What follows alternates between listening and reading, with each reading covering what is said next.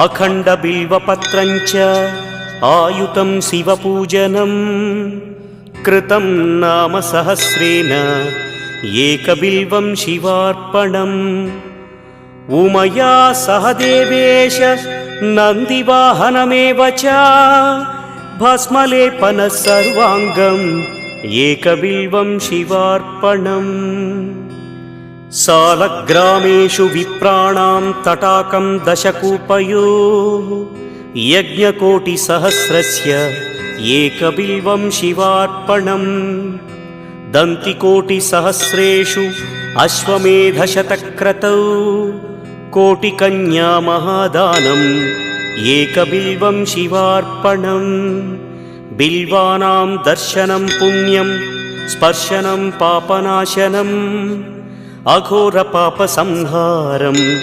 एकबिल्वं शिवार्पणम्।